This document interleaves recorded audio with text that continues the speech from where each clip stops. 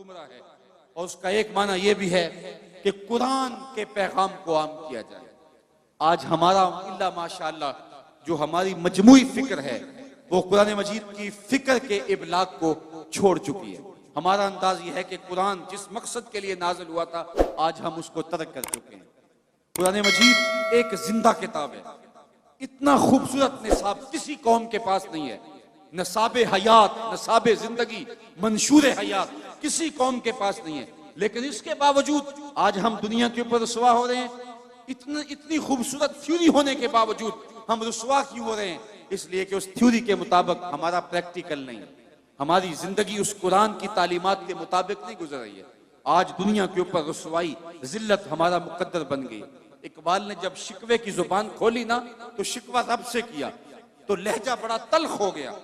तेरे काबे को जबीनों से बसाया हमने, नौ इंसानी को गुलामी से छुड़ाया हमने, सफाए दहर से बातिल को मिटाया हमने, तेरे कुरान को सीनों से लगाया हमने, फिर भी हमसे गिला है कि वफादार नहीं। हम वफादार नहीं, तू भी तो दिलदार नहीं। बड़ा सख्त लहजा था, लेकिन जब जवाब आया तो सारा नशा उतरता है। लफ्ज वही है, सिर्फ सीगा बदलता है।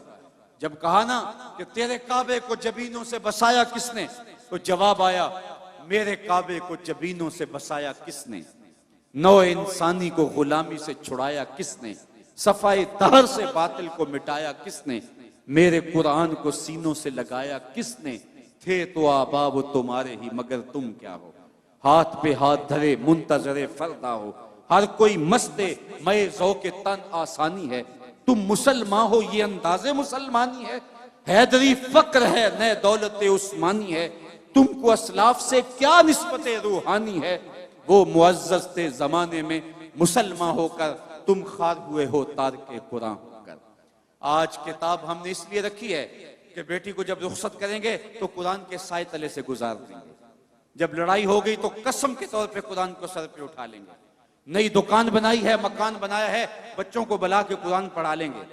बूढ़े फौत हो जाएंगे तो इस कुरान मजीद की तिलावत करवा के उनको इसाले सवाब करेंगे। मैं इसका इनकार नहीं करता, कुरान की बरकतें मरने वाले की कब्र में उतरती हैं। मैं इसका इनकार भी नहीं करता, कुरान के नूर के मुकाबले में कोई नार नहीं ठहर सकती। जिन भगाने के लिए ये अच्छा नुस्खा है। मैं इस बात का भी इनकार नहीं करता कि मकान में पढ़ाओ तो बरकत होगी, लेकिन मेरा नुक्ता नजर वही है जो इकबाल की फिक्र है। बंदे सूफी और मिल्ला मुल्ला असीरी हयात हिकमत कुरान गिरी बायात कारे जुजी नेस यासीन ऊ आसा बमेरी। इकबाल कहता है तू जाहिल सूफी और काहल मुल्ला के ऐसे फंदे में फंसा कि तूने कुरान से जिंदगी तलाश नहीं की। कुरान की आयतों से तुझे सिर्फ इतना सरोकार है, जब तेरे बूढ़े की रूह अटक गई तो तू सूरा यासीन लेके बैठ गया कि मैं कुरान की तिलावत करूं, सूरा यासीन पढ़ूं तो इसकी रूह आसानी से निकल जाए। इकबाल कहता है इसमें कोई शक नहीं, उसकी रूह आसानी से निकल जाती है, लेकिन अफसोसनाक पहलू यह है कि इस कुरान से भी तूने मरना सीखा, काश इस कुरान से जीना सीख लिया होता। ये किताब जिंदा है, ये हयात आफरी किताब है, इसका लफ्ज लफ्ज हयात देता है, जिंदगी की खैरात बांटता है, लेकिन इस किताब से भी तूने मरने की राहें तलाश की, इससे तूने जीने का रास्ता तलाश नहीं किया। वतवा सौ बिस्सब्र।